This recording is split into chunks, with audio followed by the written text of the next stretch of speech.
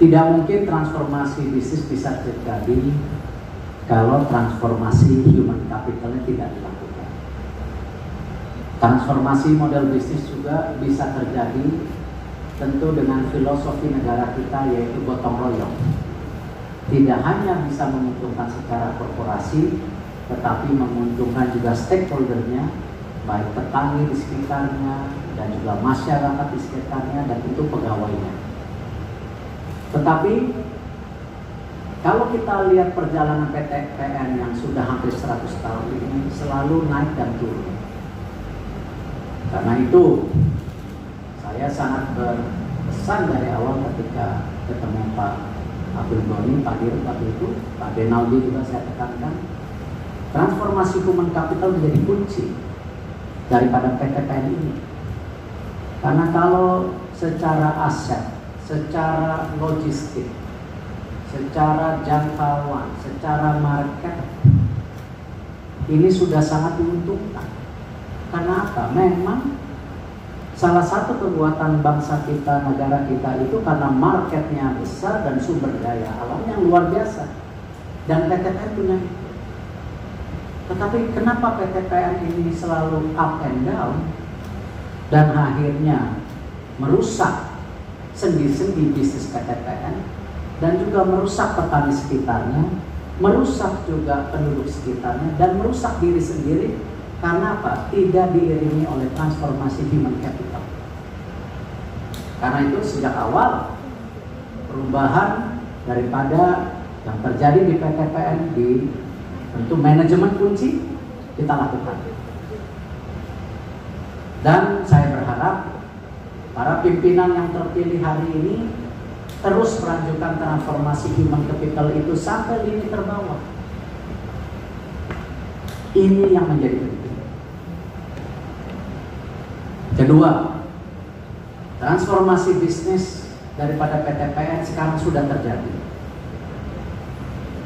Terima kasih.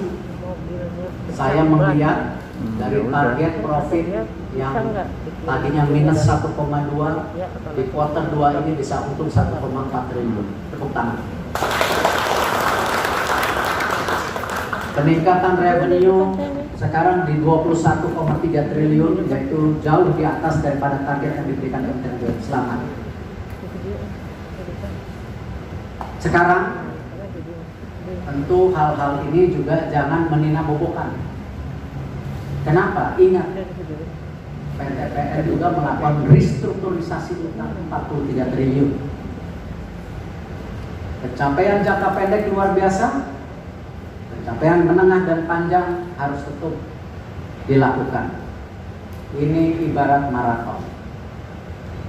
Karena itu saya mengapresiasi juga terobosan-terobosan yang akan dilakukan. Ada 3. Ya, ini bagian restrukturisasi. Ya, kita nggak mau perusahaan ini kolaps, setuju? Ya. Kita melakukan apa? Nomor 1, bagaimana nanti kelapa sawit kita akan kita pastikan bisa benchmarking dengan swasta. Kita juga bisa go publican supaya terjadi ekonomi yang lebih besar lagi. Yang kedua, pembentukan Sugarco hari ini, di mana sesuai dengan target yang diarahkan Bapak Presiden, bahwa kita harus kembali dengan tulang punggung PT PN, tentu tidak meninggalkan teman-teman swasta, tapi sudah seyogyanya negara kita 5-6 tahun ke depan bukan lagi negara yang import-importan daripada gula konsumsi lagi. Setuju? Swasembada ini menjadi bagian kenapa di dalam ratas terakhir dihadiri oleh semua, Bapak Presiden, Bapak Menko, Menkyu, ya, Menteri Perindustrian, Perdagang, Pertanian, kita mendapat dukungan penuh. Ya, tidak mungkin transformasi ini Sugarco tanpa dukungan kementerian lain. Roadmap-nya kita sudah paparkan. Bagaimana tadi swasembada gula konsumsi harus kita lakukan ke depan. Dan ini banyak tantangan dan pasti banyak yang tidak suka. Tetapi lillahi ta'ala kita harus jalankan. Kita harus pastikan Indonesia seperti negara dulu lagi, menjadi kekuatan gula. Ya. Tidak hanya menjadi market saja yang sangat menyulitkan untuk kita semua. Saya tidak anti import, saya tidak anti swasta, tetapi rule of the game-nya harus sama-sama kita perbaiki.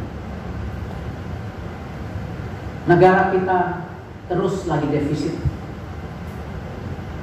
COVID ini menghantam seluruh negara di dunia. Artinya apa? Kita harus meningkatkan ekspor kita, mengurangi impor. Kalau tidak, mau negara kita sulit.